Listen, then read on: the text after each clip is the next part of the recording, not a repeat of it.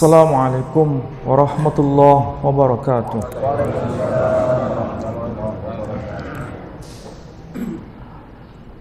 Alhamdulillah Rabbil Alamin.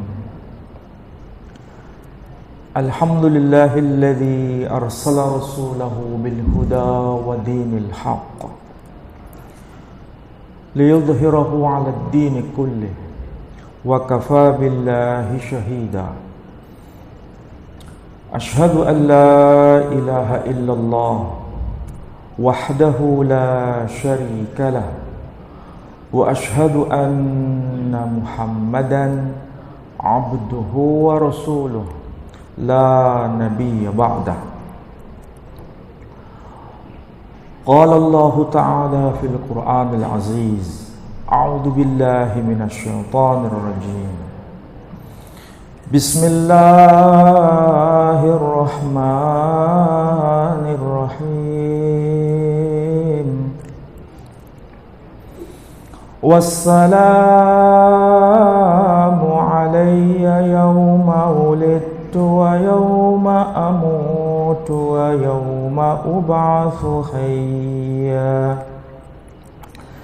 Dzalika Isa ibnu Maryam قول الحق الذي فيه يمترون ما كان لله أن يتخذ من ولد سبحانه إذا قضى أمرا فإنما يقول له كن فيكون. Shadaqallahul azim. Bapak Ibu dan saudara-saudara sekalian, alhamdulillah pada waktu subuh ini kita bisa bersama-sama thalabul ilm. Mudah-mudahan kebersamaan kita semua mendapat maghfirah dan rahmah dari Allah Subhanahu wa taala. Bapak Ibu, saudara-saudara sekalian yang saya muliakan, pagi ini kita akan mencoba mendaras, membahas, mengkaji ayat yang termaktub dalam surah Maryam. Surah Maryam ini surah yang sangat penting untuk kita renungkan bersama, karena satu-satunya surah di dalam Al-Quran dari 114 surah, mulai dari surah Al-Fatihah sampai surah An-Nas, yang mencantumkan nama perempuan sebagai judul dari satu surah, hanya surah Maryam. Kita bisa lihat ada beberapa nama laki-laki, nama seorang laki-laki yang menjadi nama surah dalam Quran. Di antaranya adalah surah Yunus, surah Yusuf, surah Ibrahim, surah Luqman, surah Nuh, dan surah Muhammad sallallahu alaihi wasallam, dan masih banyak yang lain. Kemudian Allah mencoba untuk memberikan pelajaran kepada kita. Di dalam Al-Quran hanya ada satu nama perempuan, yakni surah Maryam. Dan tidak ada nama perempuan di dalam Al-Quran yang menjadi nama surah selain surah urutan ke-19. Apa itu tujuannya? Tidak ada sesuatu yang sia-sia di dalam Al-Quran. Dan saya kira ini penting bagi kita semua, siapapun kita, apapun latar belakang kita, untuk merenungkan hal ini. Saudara-saudara sekalian, kalau kita membaca ayat yang tadi saya kutip dari surah Maryam ini, minimal saya bisa menjelaskan beberapa poin penting. Di antara ayat itu berbunyi, Dzalika Isa ibnu Maryam. Itulah dia, yakni Isa ibnu Maryam.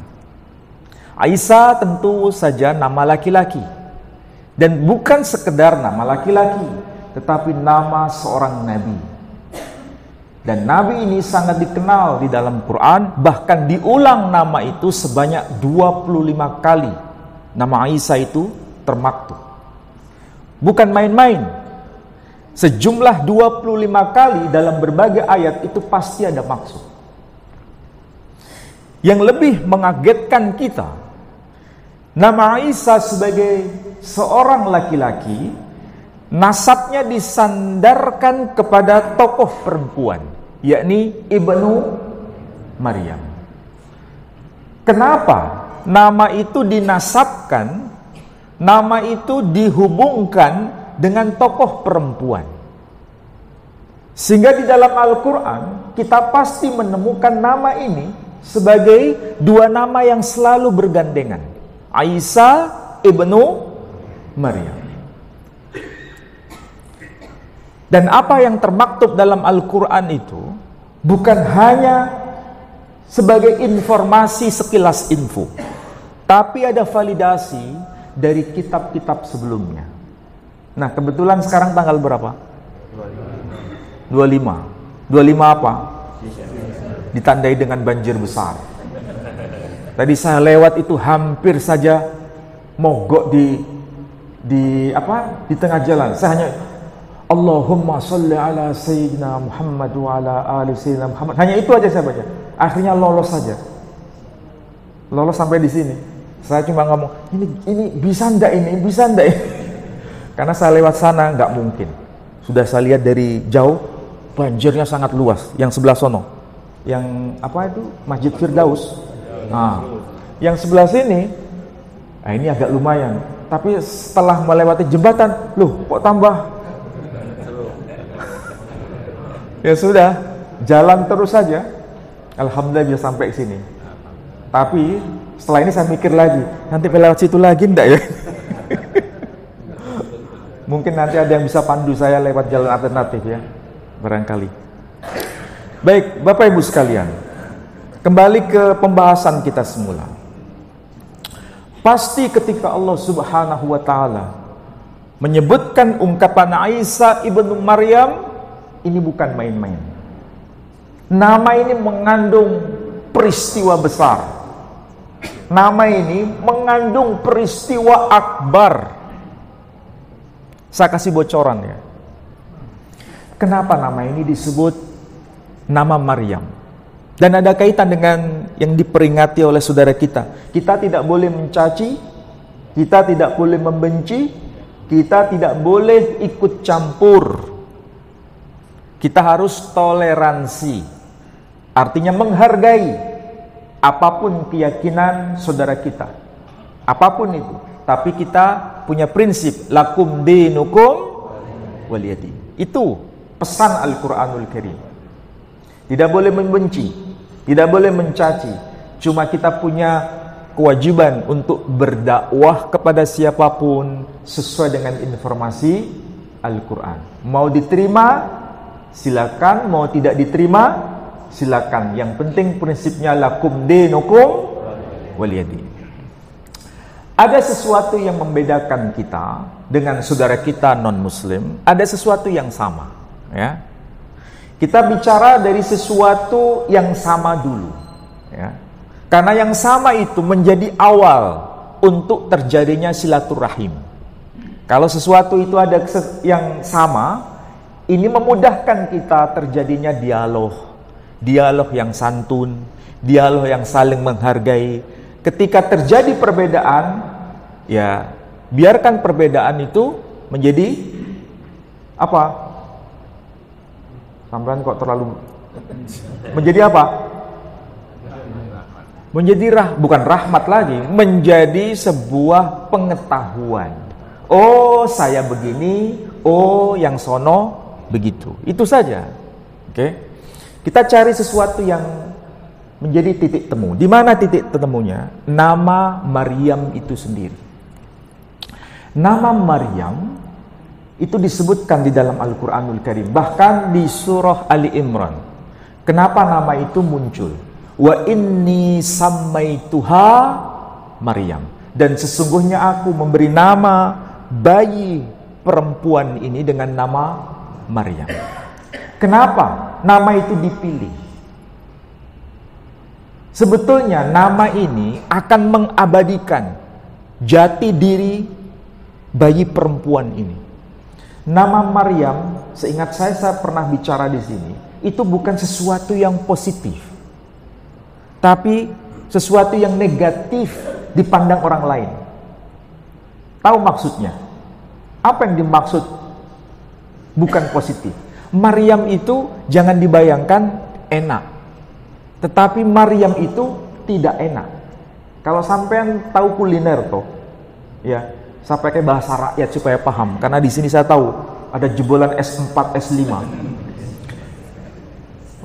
Kalau tahu kuliner, soto Maryam, gulai Maryam, kemudian roti Maryam, itu enak atau tidak? Enak, enak. Kita makan dengan kuahnya sedikit atau banyak, tetap rasanya enak. Tapi ternyata nama Maryam itu tidak enak. Maryam itu arti harfiahnya pahit atau getir. Bayangkan. Karena yang diminta sebetulnya itu anak laki. Tapi Allah mengganjarnya, memberikan hadiah dengan anak perempuan. Dan keluarga Imran ini bukan dari kalangan Bani Ismail, tapi dari kalangan Bani Israel. Dalam tradisi Bani Israel, seorang anak laki-laki itu mendapatkan warisan 2 kali lipat kalau anak sulung. Sedangkan anak laki-laki urutan nomor 2, ketiga, dan seterusnya itu dapat warisan setengah atau separuh dari anak laki-laki yang pertama. Lalu pasti kita bertanya, dalam hukum Taurat yang diterima oleh Nabi Musa, anak perempuan dapat bagian apa? Anak perempuan ternyata tidak dapat bagian apa-apa. Ini beda dengan hukum Al-Quranul Karim. Kalau hukum Al-Quranul Karim, anak perempuan dapat berapa? Separuhnya dari anak laki-laki. Jadi ada perubahan syariah, karena ini nanti sifatnya universal. Sedangkan kalau Taurat sifatnya partikular, hanya untuk Bani Israel. Islam kita ini untuk semua ummah, termasuk juga untuk Bani Israel. Jadi kalau ada Bani Israel, ada orang Yahudi, salah satu sahabat Nabi yang bernama Abdullah bin Salam, itu seorang rabi Yahudi. Rabi Yahudi itu bukan berarti orang Yahudi yang sudah rabi, bukan. Kalau rabi dalam bahasa kita itu menikah, tapi kalau rabi dalam istilah bahasa Ibrani itu ulama besar, ya, rabai. Kalau kita menyebutnya ulama. Seorang rabi besar, ulama besar dalam agama Yahudi yang bernama Abdullah bin Salam. Kemudian dia sangat paham Taurat. Akhirnya dia mengucapkan asyhadu an la ilaha illallah wa asyhadu anna muhammadan abduhu wa rasuluh, dan menjadi salah satu sahabat Nabi Muhammad sallallahu alaihi wasallam dari kalangan Bani Israel. Ketika dia tahu Taurat itu seperti itu dan hukum Islam seperti itu, maka dia naik derajat. Bahkan dia bisa bedakan, oh ternyata hukum Al-Quran lebih menghargai sosok perempuan. Artinya ada sesuatu yang berubah dalam hukum syariat Yahudi menjadi hukum syariat Islam ini. Nah, kembali pada istilah Maryam. Jadi karena sudah lahir bayi perempuan dan konsekuensi bayi perempuan pasti tidak dapat warisan, bukan berhenti di situ. Berarti semenjak dia dilahirkan sudah pahit, sudah getir.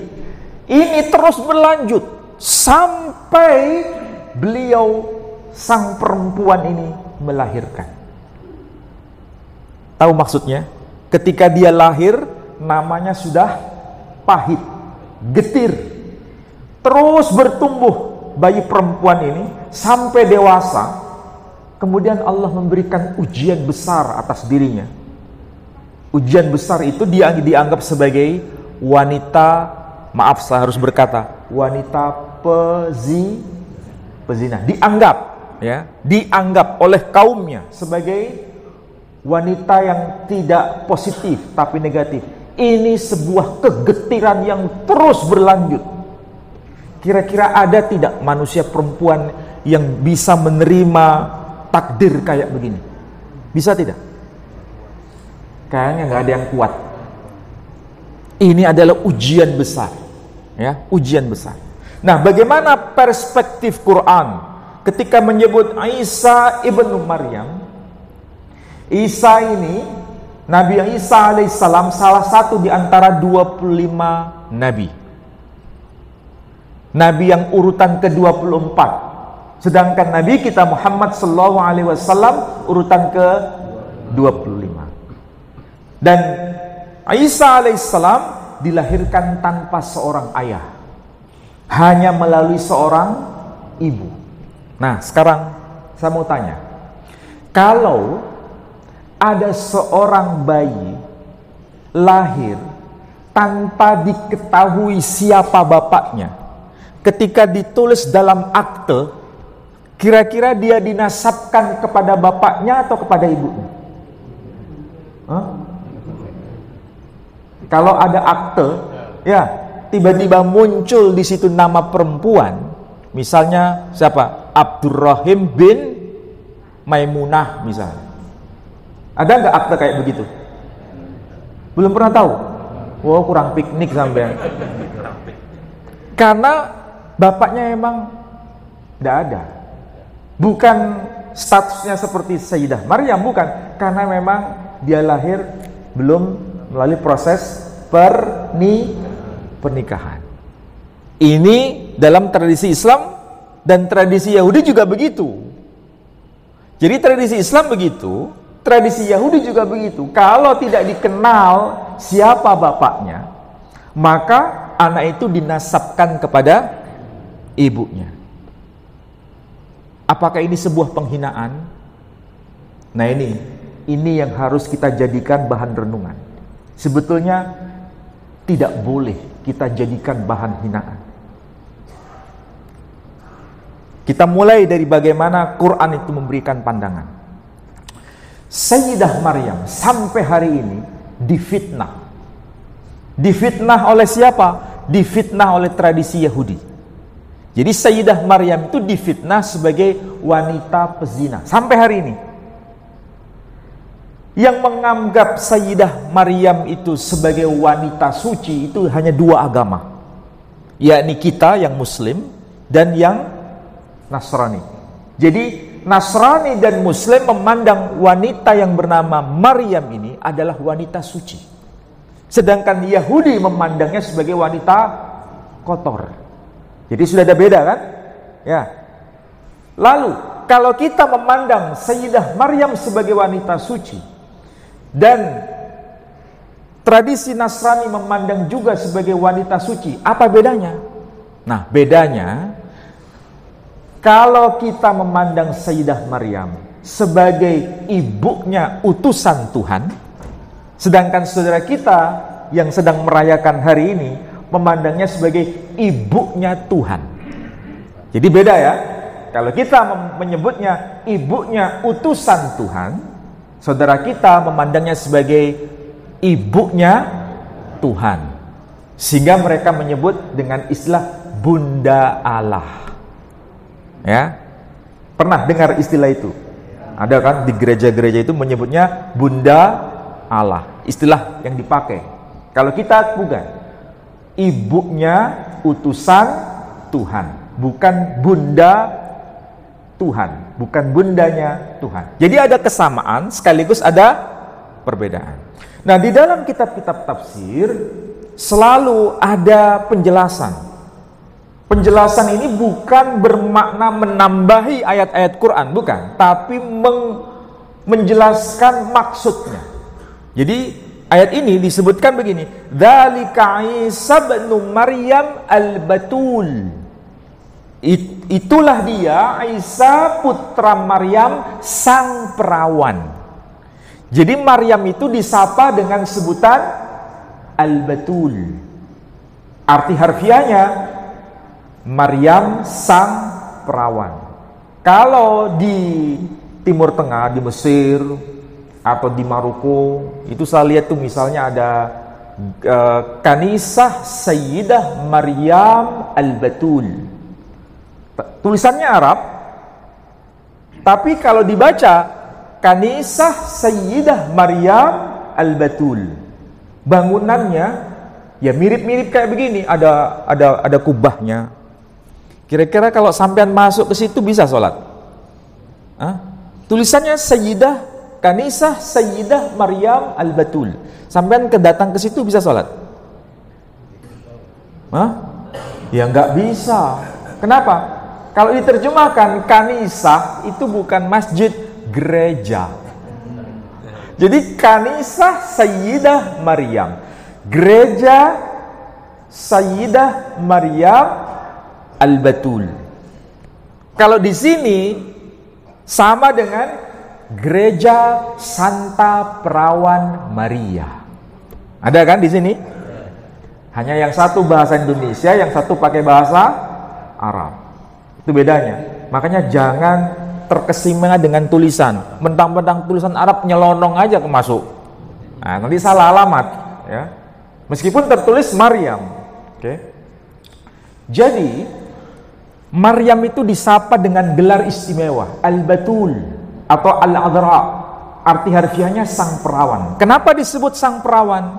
Karena ketika beliau masih muda, itu tidak mengenal laki-laki satupun. Allah kemudian punya rencana untuk kelahiran seorang manusia yang bernama Isa ibnu Maryam, karena dia menjadi nabi di kalangan Bani Israel. Nah, Sayyidah Maryam ini yang disapa dalam kitab tafsir dengan istilah sang perawan al-Batul, ternyata ada kemiripan konsep, kemiripan sebutan dengan tradisi yang ada di Timur Tengah. Ini tulisannya tulisan Arab, tapi ini ada gambar. Ini gambar tradisi non-Muslim atau tradisi Islam? Non-Muslim kan? Tapi ada tulisan di sini. At-Tuhfatur Ruhiyyah fi Shalatil Fardiyah. Jadi kalau dibaca At-Tuhfatur Ruhiyyah fi Shalatil Fardiyah, ada kalau diterjemahkan salat fardu. Kalau kita salat fardu apa? Zuhur, asar, maghrib, isya, subuh. Di sini salat fardu itu maksudnya bukan salat fardu versi Islam, tapi salat fardu versi Nasrani. Tapi salat di sini bukan gerakan seperti yang kita lakukan. Salat itu artinya doa saja. Doa yang disarankan. Ini kumpulan doa-doa ini dalam ibadatnya. Dan ini kalau dibaca mirip dengan bahasa Arab sebetulnya. Ya saya ambilkan contoh saja. Saya ambilkan contoh. Apakah betul di sini dibaca atau disebut dengan nama Maryam? Ini tulisannya kayak begini ya. Mirip nggak dengan tulisan Arab ini? Hah? Mirip kan? Ya, mirip. Ini kalau dibaca ada sesuatu yang menarik karena ada istilah-istilah yang mirip dengan istilah bahasa Arab. Sebelum saya bahas, saya kasih contoh. Kalau kita dalam bahasa Arab menyebut as-shalah, dalam bahasa yang di sini tidak disebut as-shalah, tapi slota. Ya. Kalau kita menyebut surah dalam bahasa yang termaktub di sini disebut surta. Kalau kita menyebut kitabun, mereka menyebut ketabah. Ya kan? Nah, berarti ada kemiripan ya. Nah, ini adalah bahasa yang dipakai oleh Sayyidah Maryam, bahasa yang dipakai oleh Isa ibnu Maryam. Bahasanya bahasa Suryani namanya. Nah, di sini ada ungkapan-ungkapan doa. Misalnya disebut dengan istilah begini. Min ruha kadisha. Kira-kira kalau Arabnya apa? Min ruhil kudus, ya kan? Di sini disebut min ruha kadisha wa min Maryam betulta. Nah, disebut min ruha kadisha, dari ruhul kudus, kemudian wa min Maryam betulta, dan dari Maryam sang perawan. Jadi istilah betulta itu bahasa Suryani, dalam bahasa Islam menyebut al-batul. Arti harfiahnya apa? Sang perawan. Jadi memang ada pengakuan Sayyidah Maryam itu perawan. Perawan berarti dia melahirkan itu tanpa sebab laki-laki. Itulah sebabnya dia disebut sebagai wanita suci. Suci karena tidak pernah bersentuh dengan laki-laki. Tapi bayangkan ya, kita masuk dalam lorong waktu, seakan-akan kita hadir pada masa beliau hidup. Kira-kira ya, bayangkan kita seakan-akan hidup pada masa itu. Ketika bertemu dengan Sayyidah Maryam, kita berada pada posisi mereka yang percaya bahwa Maryam itu sang perawan, atau percaya bahwa Maryam itu melakukan hubungan yang tidak wajar. Kira-kira kita berada di pihak mana? Hah? Bayangkan itu. Iya, kalau kita sekarang karena petunjuk dari Quran, kalau seandainya kita hidup di masa itu, apa yang kita lakukan? Berada pada posisi berpihak pada Sayyidah Maryam sebagai wanita yang perawan, atau justru menuduhnya sebagai wanita pezina? Kira-kira kita di posisi mana? Bayangkan itu. Tidak semudah itu. Disinilah Allah memberikan pelajaran. Kalau seandainya ini kita posisinya seperti Sayyidah Maryam, posisinya seperti Sayyidah Maryam, merasakan diri kita ini seperti Sayyidah Maryam, kira-kira apa yang kita alami? Derita apa yang kita alami? Apakah itu dialami hanya sehari dua hari? Apakah itu hanya dialami sekian bulan, atau justru bertahun-tahun dalam seluruh hidupnya? Apa yang kita bayangkan? Pasti kita akan merasakan penderitaan seumur hidup. Karena apa? Kesana dituduh berzina, kesini dituduh berzina, sampai anaknya usia remaja pun alamat tuduhan itu berhenti atau tidak? Tidak berhenti. Bayangkan. Itulah sebabnya Allah mengabadikan tokoh perempuan itu di dalam Al-Quran, supaya jadi pelajaran bagi kita. Penderitaan seperti ini adalah penderitaan yang harus jadi teladan bagi kita. Oke? Nah, sekarang kita harus tahu bahwa nama Maryam seperti itu. Sedangkan Sayyidina Isa Al-Masih itu adalah nabi yang terakhir dari kalangan Bani Israel.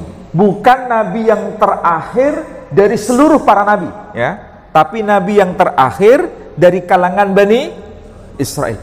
Kenapa Allah punya rancangan seperti itu? Kenapa? Karena sebelumnya sudah terjadi. Sebelum kelahiran Isa ibnu Maryam, Allah sudah membuat rancangan kepada Bani Israel kelahiran Yahya bin Zakaria. Yahya bin Zakaria itu, kalau Zakaria sebagai nabi, laki-laki yang sudah sangat lanjut usia, rambutnya sudah memutih, istrinya pun mandul. Waktu sudah tua pasti menopause. Bayangkan, istri Zakaria mandul plus menopause, sedangkan Zakaria sendiri sudah semakin tua. Kira-kira bisa nggak punya potensi punya keturunan? Hah? Secara umum bisa nggak? Tidak mungkin, sangat tidak mungkin.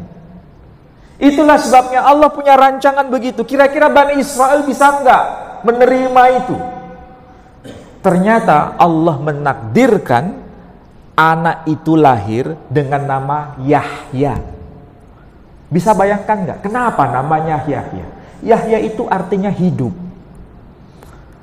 Karena Allah bertujuan, benih yang sudah mati, benihnya orang tua Yahya sebagai nabi itu sebetulnya sudah mati.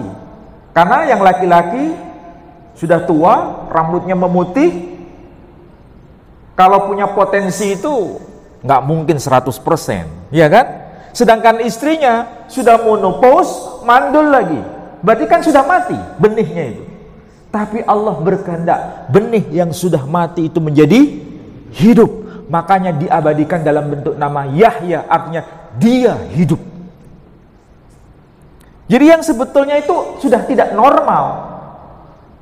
Tapi pernahkah kita tahu orang Yahudi terima bahwa Yahya itu nabi atau bukan? Hah? Tidak. Sampai hari ini Bani Israel menolak. Dia bukan nabi. Apalagi disebut Rasul. Mereka tidak percaya dengan Nabi Yahya. Di situ mereka sudah tidak lolos. Artinya sudah mengingkari iman Bani Israel. Diuji lagi dengan kelahiran Isa ibnu Maryam. Itu ujian lebih berat lagi. Itu saja sudah tidak terima. Diuji lagi. Bukan melalui pernikahan. Kalau Zakaria dengan istrinya melalui pernikahan. Sementara Maryam tidak melalui pernikahan. Wanita perawan. Lahir Isa. Mereka menerima dia sebagai nabi, sebagai rasul? Tidak. Bayangkan. Dua nabi yang ditolak. Padahal sama-sama Bani Israel. Sekarang Nabi dipindahkan kepada Bani Ismail. Nabi kita Muhammad SAW. Mereka menerima atau tidak? Tidak menerima. Berarti ini bangsa apa ini? Bangsa yang sangat ngeyel kalau di kalangan PP Legi ini. Bangsa yang sangat ngeyel. Sampai hari ini ngeyel. Sulit menerima. Kalaupun ada yang menerima, itu bisa dihitung dengan jari. Makanya kita belajar, jangan jadi bangsa yang bandel. Jangan jadi orang yang bandel. Lihat mereka, sampai hari ini begitu. Dan pelajaran yang kedua, kita harus menghargai wanita ini. Saya tidak perlu membahas mengenai Natalnya, ya, karena memang tidak perlu kita ikut campur. Kita mencoba untuk memahami bagaimana sosok perempuan ini. Kenapa Allah menggandengkannya dengan istilah Ibnu Maryam? Pasti ada maksud. Nah, pelajarannya sederhana. Wanita apapun, sosok perempuan apapun, kalau dia melahirkan tanpa kejelasan siapa bapaknya, terimalah anak itu sebagai anak yang suci. Anak yang dilahirkan itu semuanya suci. Bagaimanapun caranya dia lahir. Tapi apa yang terjadi di kalangan kita? Kalau ada wanita melahirkan tanpa jelas bapaknya, kita memandangnya rendah atau tidak? Kita memandangnya rendah atau tidak? Padahal anak yang dilahirkan itu suci. Dia tidak berdosa. Dia tidak berdosa. Bayi yang lahir itu suci. Dia tidak menanggung dosa apapun. Dan jangan kita bersikap seperti rabi-rabi Yahudi yang menuduh Sayyidah Maryam dan selalu menganatema, mengucilkan Sayyidah Maryam. Makanya kita berada pada dua posisi. Tidak ada posisi alternatif yang ketiga. Mau menghargai bayi yang lahir itu, atau justru memarjinalkan bayi yang lahir itu. Kita mau pilih yang mana? Itu pelajaran. Mengenai perempuan, kalau versi Quran memang perempuan ini suci. Perempuan ini suci, tapi dia tetap menanggung risiko sebagai wanita yang dituduh berzina. Adakah orang hari ini, seperti tahun-tahun ini, ada perempuan yang punya beban derita kayak begitu karena kesalahannya? Ada nggak? Ada.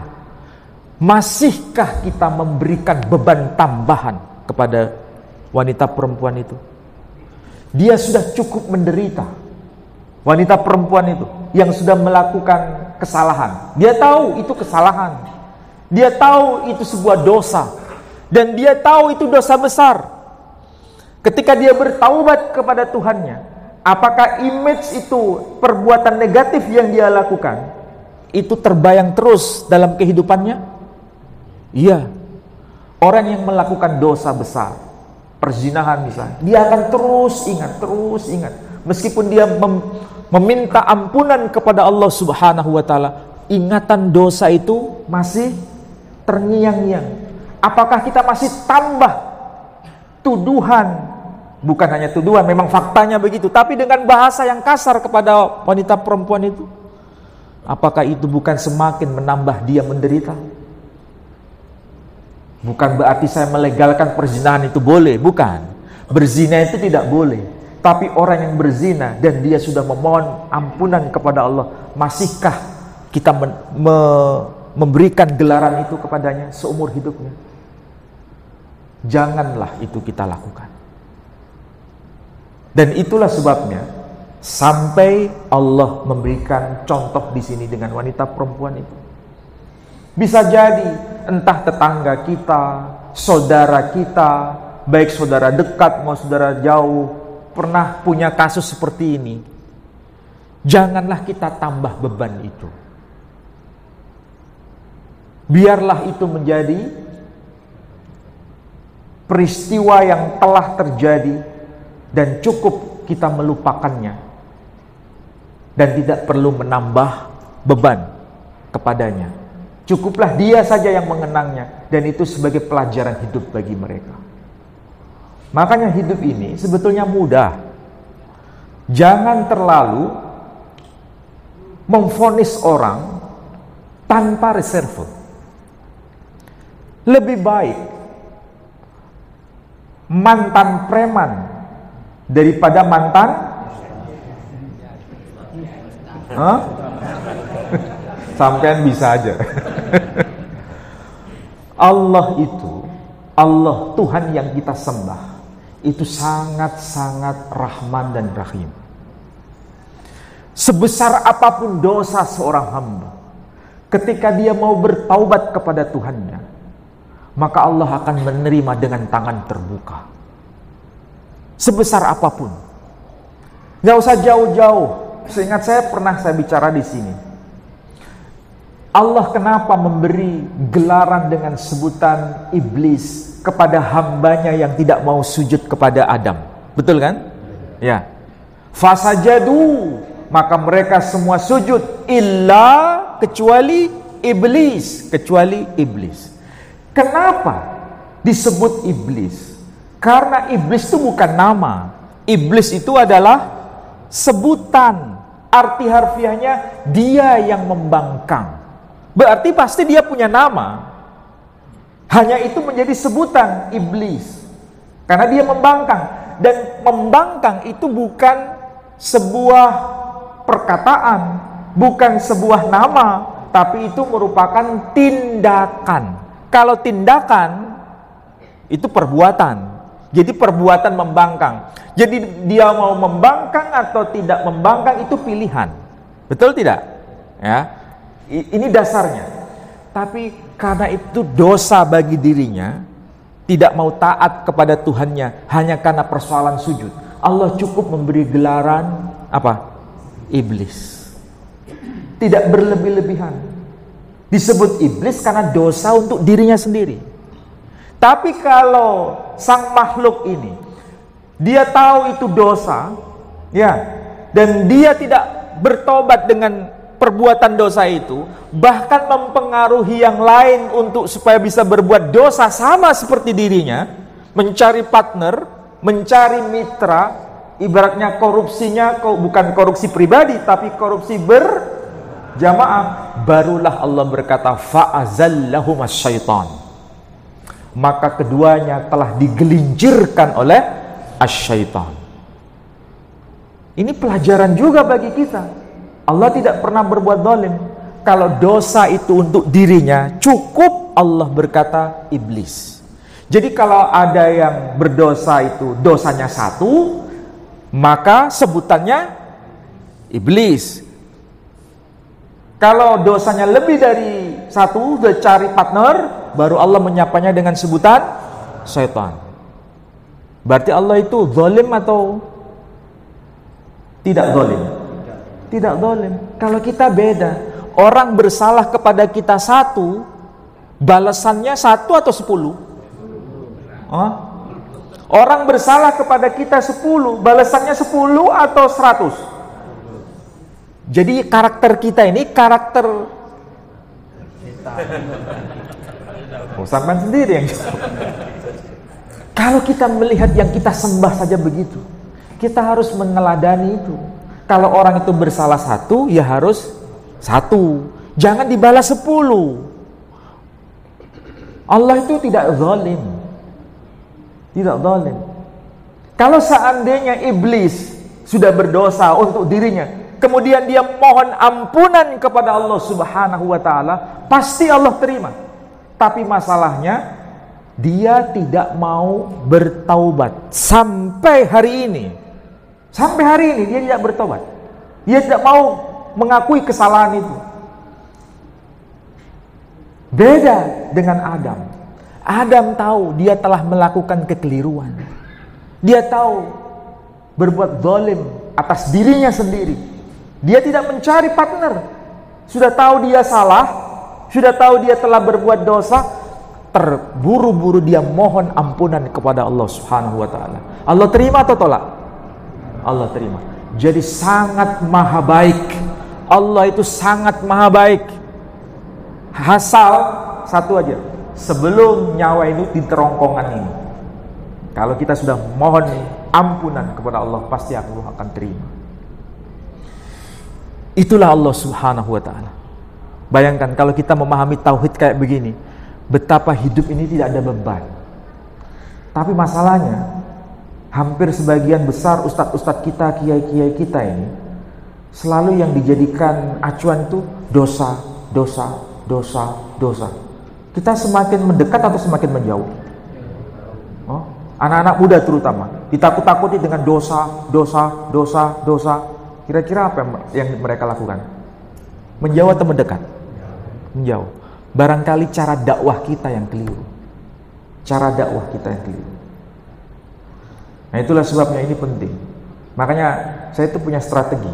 Kalau ngumpul dengan jenengan, ya saya pakai kopiah begini dan sarung atau pakai jubah. Karena nggak mungkin panjenengan menolak saya kan? Iya toh? Tapi kalau saya dengan anak-anak muda yang bedigasan itu, tahu bedigasan? Pokoknya bedigasan gitu lah. Nggak mungkin saya pakai begini. Ya saya menyesuaikan dengan cara kulturnya mereka. Yang penting saya ada batasnya. Supaya apa? Mereka bisa menerima minimal itu, sehingga bisa memasukkan sedikit demi sedikit. Begitu caranya. Ini strategi dakwah. Coba bayangkan kalau saya harus pakai begini, kemudian mendekati mereka. Mereka lari atau mendekat? Lari. Ini strategi dakwah. Dan saya kira itu yang harus kita renungkan. Nah, oke, kembali pada pembahasan ini. Jadi sekali lagi Bapak Ibu sekalian, siapapun kita pasti pernah melakukan kekeliruan. Maka kembalilah kepada Allah Subhanahu wa taala. Tidak perlu ada sesuatu yang mengganjal. Jangan-jangan Allah tidak terima. Jangan-jangan Allah tidak mau terima. Kalau ada pemikiran seperti ini, itu bukan dari Allah, tapi dari siapa? Dari syaitan, membisikkan itu. Nggak mungkin dosamu diterima. Sudahlah, wis lanjutkan aja. Begitu kan? Ada toh? Ada kan? Iya, bisikan begitu. Setan tuh punya strategi cara.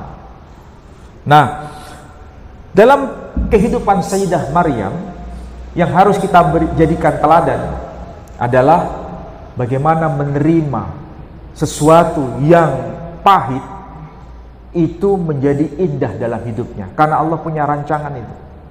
Dan ternyata betul, Allah menjadikan anaknya bukan sekedar nabi, tapi menjadi seorang rasul, bahkan menjadi seorang al-masih, bahkan menjadi seorang ulul azmi.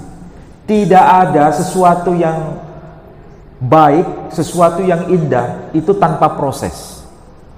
Ya, tidak ada sesuatu yang instan. Semua melalui kerikil-kerikil tajam. Tidak bisa dibayangkan itu. Anaknya menjadi sesuatu yang punya figur 4 jabatan. Sayyidah Maryam berbahagia dengan itu, meskipun dia harus menderita. Inilah sosok seorang ibu biasanya. Sosok seorang ibu itu rela dirinya seperti lilin. Tahu lilin? Apa itu lilin? Dia rela dibakar lilin itu, asal yang sekitarnya menjadi terang. Itulah sosok seorang ibu. Siapapun kita, makanya jangan main-main dengan wanita. Jangan permainkan wanita. Siapapun wanita itu, apakah orang tua kita, ataukah istri kita, ataupun anak kita. Meskipun mereka perempuan, tapi mereka indah di hadapan Tuhan. Mudah-mudahan apa yang saya sampaikan ini bermanfaat bagi panjenengan semua. Dan nanti pasti ada yang tanya ini. Mesti pertanyaannya klise. Boleh nggak? Nah, mesti begitu. Oke, ada yang mau tanya? Ini mau tanya Pak Ustaz, tentang Isa Al-Masih. Itu di Bible itu apakah ada larangan-larangan itu Pak Ustaz? Dan di Rasulullah ini kan mesti ada dalil. Jadi yang mau saya tanyakan di Bible itu apakah ada dalil dulu? Sekarang ini kan harus ada dalil kalau menjawab pertanyaan. Sekian, terima kasih. Maksudnya larangan-larangan, misalnya makan babi, makan ini itu gitu tuh? Iya. Oh, iya. Iya. Jadi kalau kita lihat Al-Quran dan sekaligus melihat kitab saudara kita yang non-Muslim itu, ada sesuatu yang sama, ada sesuatu yang beda. Sesuatu yang sama misalnya, saya baca misalnya kitab Manawa Dharma Sastra. Kitab Manawa Dharma Sastra itu kitab agama Hindu. Itu bagi seorang pandita dilarang makan babi. Pandita ya, tahu pandita? Ya, ulamanya saudara kita kaum Hindu. Ada larangan makan babi. Dalam tradisi Yahudi juga dilarang makan babi. Mereka menyebutnya Hanzer.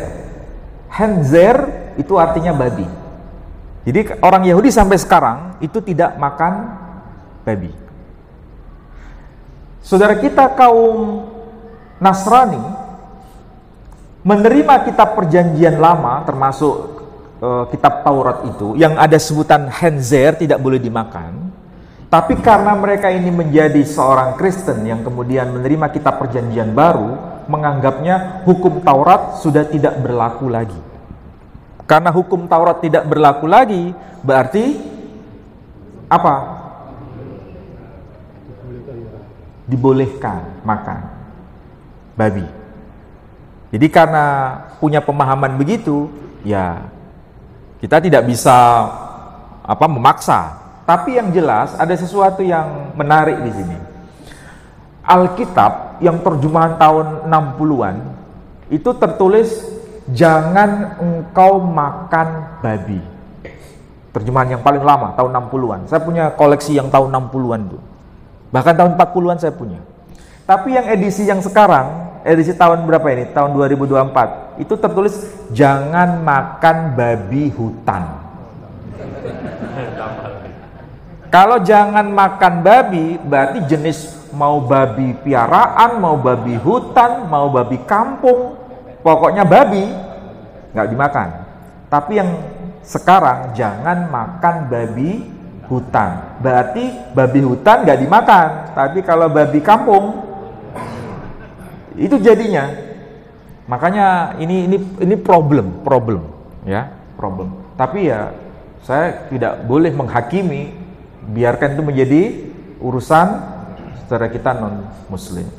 Jadi ada sebetulnya larangan-larangan itu. Kalau di Islam kan menyebut khinzir. Nah, ada kemiripan kan? Tidak ada satupun ulama kita yang menyebutkan khinzir itu adalah jenis babi tertentu. Tapi semua jenis babi disebut khinzir. Mau babi hutan, khinzir. Mau babi kampung, khinzir. Mau babi peliharaan, ya khinzir. Semua disebut khinzir, tidak boleh dimakan. Pasti itu ada hikmahnya. Untung agama kita ini, ulama satu dengan ulama yang lain itu saling mengontrol. Jadi ketika ada yang aneh-aneh, langsung diperingatkan. Sehingga tidak terjadi friksi-friksi. Ya makanya menjadi muslim itu berbahagialah. Karena Allah turut menjaga itu. Sehingga hukum tidak berubah-ubah. Karena tangan-tangan tertentu. Jadi masalah itu ada. Ya, tapi biarlah perbedaan-perbedaan itu sebagai pengetahuan. Yang penting kita berkaca dengan Al-Quranul Karim. Terus berkaitan dengan apa lagi? Saya kira itu ya yang bisa saya jawab. Ada pertanyaan lain? Ya. Sebentar ya. Ini ya, kembali melihat sebab orang sudah. Saya kadang lihat saat itu kan banyak dosa itu dapat diturunkan di Timur Tengah. Apakah saat itu belum ada tempat-tempat yang lain termasuk Indonesia sisinya sudah bagus situasinya? Apakah saat itu tuh ada obat yang lain? Maksudnya negara lain gitu ya, termasuk Indonesia. Saat itu apa sudah ada? Kalau kita lihat prinsip Al-Quranul Karim, ada ayat yang sifatnya umum. Walikulli qaumin had. Setiap umat itu ada yang memberikan peringatan. Para ulama tafsir ketika menyebut had, itu orang yang memberikan hidayah. Had itu yang memberikan hidayah. Orang yang memberikan hidayah itu disebut hadi. Dan itu maksudnya adalah para nabi. Itu semua ulama clear menyebutkan itu. Intinya setiap ummah dimanapun belahan bumi ini pasti ada nabinya. Pasti ada nabinya. Cuma masalahnya kalau setiap ummah ada nabinya, apakah di Jawa, di Madura, di Sunda, di Banjar, di Batak dulu sebelum risalah Islam ini, risalah Nabi kita Muhammad SAW, Allah mengutus juga para nabi itu? Iya, pasti. Termasuk kita bisa bayangkan orang-orang suku apa itu yang ada di Jawa Barat itu, Baduy, suku Baduy itu punya pemahaman Tuhan itu tidak boleh ada bentuknya, tidak boleh ada patungnya. Dan Islam juga mengajarkan itu tidak? Iya, berarti ini adalah apa itu? Peninggalan para nabi sebelumnya yang memang masih mereka lestarikan. Hanya saja mereka belum tersentuh atau belum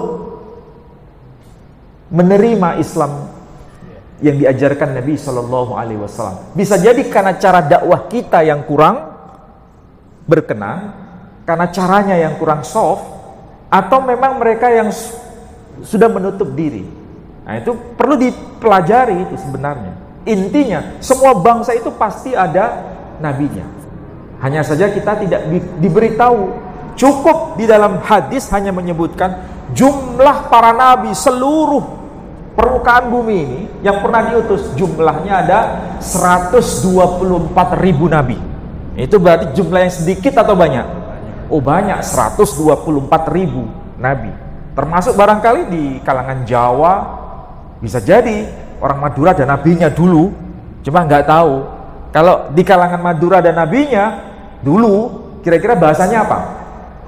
Ya mesti bahasa Madura. Iya kan? Cuma kita tidak tahu dan tidak perlu mencari tahu dan tidak perlu mencoba untuk mengkreasi nabi baru di kalangan Madura. Ini nanti jadi menyimpang. Yang penting setelah risalah Nabi kita Muhammad SAW berarti menyempurnakan risalah para nabi sebelumnya. Nah, kebetulan nabi yang diceritakan dalam Al-Quran ini hampir sebagian besar adalah nabi-nabi di kalangan Timur Tengah. Khususnya di kalangan Bani Israel itu banyak. Kenapa banyak? Karena mereka ini bangsa yang sangat apa? Nah, ngeyel tadi. Makanya jumlahnya banyak. Diingatkan begini terus ngeyel lagi. Diingatkan nabi baru ngeyel lagi, terus begitu. Itu saking kasih sayangnya Allah begitu. Iya kan? Ada satu nabi di dalam Al-Quran itu namanya Nabi Lut. Para ulama memberikan penjelasan apakah ini Lut di dalam Al-Quran sama seperti Lot yang ada di dalam Bible. Mereka menyebut iya, hanya cara membahasakan beda. Lut itu bahasa Arab, Lot itu bahasa Ibrani. Di dalam tradisi Cina menyebutnya bukan Lut atau Lot, mereka menyebutnya Lause. Makanya sampai sekarang orang Chinese itu punya nabi itu ada dua. Satu Nabi Kongcu, agamanya disebut Konghucu, dan ada Nabi Lause. Orang China itu kan kalau mengucapkan sesuatu itu kan sulit sesuai dengan aslinya. Misal Syafi'i dilafalkan Syafi'er, Umar dilafalkan Umaer, Muhammad dilafalkan Muhammad. Ada yang bisa bahasa Mandarin di sini? Nggak ada. Jadi begitu caranya. Jadi Muhammad itu kalau di kalangan masyarakat umum. Intinya apa? Semua umat itu pasti ada nabinya. Hanya saja Nabi kita Muhammad SAW itu penutup risalah semua bangsa. Itulah sebabnya kenapa sih orang Jawa itu kok mayoritas Muslim? Kenapa? Karena orang Jawa ya pada zaman Wali Songo dulu itu punya agamanya itu yang disebut agama Kapitayan. Kapitayan itu menyembah Tuhan tanpa bentuk patung. Kalau yang pakai patung itu pengaruh dari India. Kalau aslinya orang Jawa itu menyembah Tuhan makanya disebut sembahyang itu artinya menyembah hyang itu artinya Tuhan. Dan para wali menggunakan istilah itu, terutama generasi yang tahun berapa itu, yang usia sudah 80-an 70-an masih itu kan akrab dengan istilah sembahyang. Kalau generasi yang sudah generasi Gen Z ini sudah pakai istilah sholat, ya kan. Tapi kalau generasi yang tua, senior, pakai istilah sembahyang. Sembahyang apa? Sembahyang luhur. Ya kan? Sembahyang apa? Sembahyang ngasar. Bukan asar, tapi ngasar. Sembahyang. Jadi itu adalah benih agama yang lama. Kemudian ketika Islam datang, baru dijelaskan dan dilengkapi sehingga mudah Islam diterima di kalangan masyarakat Banjar, masyarakat Bugis, masyarakat Jawa, masyarakat Madura, dan lain sebagainya. Chinese juga begitu. Jadi ada yang Kongcu, Nabi Kongcu aja, ada juga yang Lause. Bisa jadi Lause itu adalah Nabi Lut itu, hanya cara melafalkan yang berbeda. Jadi intinya semua pernah mendapatkan risalah kenabian. Hanya saja kita tidak perlu menggalinya lagi. Nanti jadi keliru. Nanti percaya sama Nabi Pak Dinarto. Ada kan yang itu? Sabto Darmo itu? Nah, itu bukan muncul sebelum risalah Nabi kita, tapi munculnya setelah risalah Nabi kita yang dikreasi baru. Jadi menyimpang nanti. Oke, itu yang bisa saya jawab. Tadi Ustaz menyebutkan nama Abdullah bin Sabah, salah satu sahabat Rasul. Itu yang saya tanyakan, apakah di sini apakah Abdullah bin Sabah yang rekayasa atau yang membuat ajaran Syiah? Itu satu.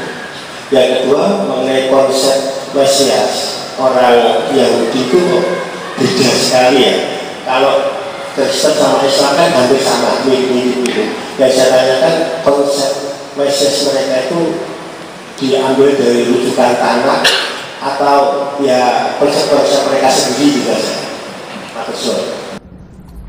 Ini yang bertanya sepertinya sudah akrab dengan tradisi non-muslim. Karena istilah yang dipakai jenengan tidak paham. Contohnya apa? Tanah. Kalau jenengan mendengar istilah tanah, yang dibayangkan apa?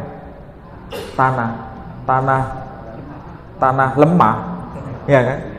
Yang dimaksud tanah di situ bukan lemah, bukan tanah kosong, itu bukan. Tanah di situ singkatan dari kata Torah, Nevi'im, Ketuvim, disingkat jadi tanah. Berarti yang bertanya tadi sudah di atas angin enggak? Sampean di atas angin tuh di bawah angin. Jadi itu singkatan tanah, Torah, Nevi'im, Ketuvim. Torah itu apa? Kitab suci yang diterima oleh Nabi Musa. Kita menyebutnya Taurah. Nevi'im itu artinya kitab para nabi. Berarti ada nabi-nabi selain Nabi Musa, termasuk Nabi Yehezkiel. Kita menyebutnya Zulkifli. Nah, mirip kan? Yehezkiel, Zulkifli. Ada Nabi Yosua, kita menyebutnya Yusa dalam kitab-kitab Islam. Ada Nabi David, kita menyebutnya Dawud. Ada Nabi Shlomo, kita menyebutnya Sulaiman. Nah, itu yang disebut Nevi'im. Ada yang disebut Ketuvim, tulisan-tulisan suci. Nah, itu yang kemudian disebut dengan istilah kitab-kitab perjanjian lama. Nah, kalau saya sebut kitab perjanjian lama, paham enggak? Kalian enggak paham juga kan? Jadi kalau kita punya Al-Quran ini ya, itu terdiri atas berapa surah? 114 surah. Saudara kita non-muslim, Nasrani itu punya yang namanya Alkitab. Ya anggap saja setebal ini ya. Itu dibagi dua. Yang bagian paling tebel itu disebut kitab perjanjian lama, yang bagian paling tipis di sini disebut perjanjian baru. Digabung menjadi satu, menjadi Alkitab. Kalau perjanjian baru yang tipis tadi itu ada Injil Matius, Injil Markus, Injil Lukas, Injil Yohanes. Sedangkan kalau yang tebal di sini itu kitab perjanjian lama, itu kitabnya orang Yahudi. Digabung menjadi satu, jadilah kitab saudara kita kaum Nasrani. Nah, itulah tadi yang disebut tanah itu. Jadi kitab yang tebal tadi yang sebelah sini, yang sebelah sisi sini, itu kitab perjanjian lama. Mulai dari kitab Kejadian sampai kitab Malaikhi. Itu ada 39 kitab atau 39 surah, ibaratnya begitu ya. Itu yang pertama. Yang kedua, konsep Mesias. Kalau Mesias itu bahasa Indonesianya, kalau bahasa Arabnya Al-Masih. Kalau di sini tidak disebut Isa Al-Masih, di sini disebut Yeshu Al-Masih. Jadi kalau di sini menyebutnya Yeshu Al-Masih, kita menyebutnya Isa Al-Masih. Al-Masih atau yang diterjemahkan menjadi Mesias itu sebetulnya istilah harfiahnya orang yang terpilih, orang yang diurapi, dipilih Tuhan untuk menjadi utusan, penyelamat bagi umatnya. Hanya bedanya kalau di Islam, Al-Masih itu adalah sang utusan Tuhan yang menjadi penyelamat terakhir bagi bangsanya. Sedangkan kalau kita menyebut Khataman Nabiyyin, sang penyelamat, utusan terakhir dari seluruh bangsa-bangsa. Itu bedanya. Jadi sama-sama utusan terakhir, tapi ini utusan terakhir bagi bangsa tertentu yang disebut Al-Masih. Sedangkan Khataman Nabiyyin, utusan terakhir bagi seluruh bangsa-bangsa. Hanya saja di kalangan saudara kita kaum Kristiani, Al-Masih itu diartikan sang penebus dosa. Nah, itu bedanya. Ya, ini makna tambahan. Tapi makna aslinya nggak begitu, makna tambahan. Dan makna tambahan itu yang kemudian populer di kalangan Kristiani sampai hari ini. Kalau penebus dosa, berarti siapapun yang menjadi pengikut Isa, maksudnya pengikut agama Kristiani, dia akan dihapuskan dosanya. Tapi apakah begini tidak ada di dalam Al-Quran? Bahwa siapapun yang menerima Islam ini, maka dosanya hilang atau tidak? Yang menjadi Muslim ini, dosa yang telah lalu, terhapus atau tidak? Ya, terhapus. Ada kesamaan, tapi ada perbedaan. Intinya, konsepnya di dalam saudara kita kaum Kristiani, Mesias dijadikan sang penebus dosa. Melalui apa? Melalui penyaliban itu. Kalau kita enggak, di Islam yang disalibkan siapa? Yudas Iskariot. Nah, itu bedanya, ya. Saya kira itu yang bisa saya jawab. Oh iya, yang mengenai siapa? Abdullah bin Salam. Itu kalau konsep Mesias yang itu kok dia beda dari sebutan. Kalau konsep Mesiasnya Islam, Al-Masihnya Islam dengan Al-Masihnya Yahudi itu sama, yang menyelamatkan bangsanya. Hanya itu, bukan menebus dosa. Tapi kalau konsepnya kaum Kristiani yang menebus dosa, nah itu bedanya. Jadi yang agak beda ini yang Kristiani, yang Islam dengan Yahudi itu ada kemiripan. Tidak ada kaitan penebusan dosa, tidak. Tapi kalau yang Kristiani ada kaitan penebusan dosa. Bedanya di situ. Bukan yang nanti yang membangun bait suci itu. Konsep Mesiasnya Yahudi. Betul. Jadi karena orang Yahudi itu tidak menerima Isa Al-Masih ini, maka dia menunggu Al-Masih yang lain, yang nanti akan membangun bait suci yang ketiga di Yerusalem. Tapi tidak ada kaitan dengan penebusan dosa, nggak ada kaitan. Yang saya bicarakan tadi masalah penebusan dosa dan bukan penebusan dosa.